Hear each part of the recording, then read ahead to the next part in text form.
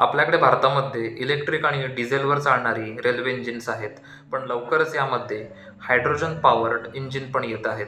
26 जूनला हायड्रोजन पॉवरवर चालणाऱ्या ट्रेनचं टेस्टिंग दिल्ली ते जिंद ह्या ट्रॅकवर करण्यात आलं होतं.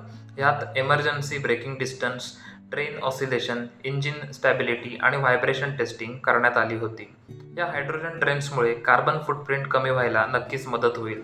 इतकंच नाही तर डिझेल इंजिनसारखा मोठा आवाज पण या हायड्रोजन ट्रेन्सला नसतो.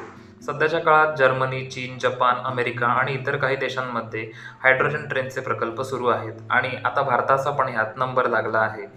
भारतीय रेल्वेच्या जवळपास 99% प्रवासी आणि मालगाड्या मुख्यतः इलेक्ट्रिक इंजिनद्वारे चालवल्या जातात. हायड्रोजन ट्रेन ह्या इलेक्ट्रिक ट्रेनची जागा घेण्यासाठी नाहीत, पण ज्या मार्गांवर ओव्हरहेड इलेक्ट्रिफिकेशन करणं कठीण आहे आणि डिझेल इंजिनमुळे होणारा आवाज आणि प्रदूषण टाळायचा असल्यास हायड्रोजन ट्रेन हा उत्तम पर्याय असेल.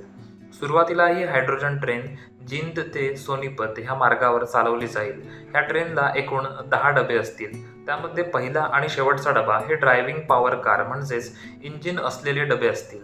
दोन्ही इंजिनची एकूण क्षमता 2400 किलोवॅट इतकी असेल. व्यावसायिक सेवेत ट्रेनचा कमाल वेग 75 किलोमीटर/h असेल, तर चाचणी दरम्यान ती मात्र 120 किलोमीटर/h पर्यंत चालवण्यात आली होती आणि ह्याच्यातून उत्सर्जन म्हणजे फक्त पाण्याची वाफ निघते.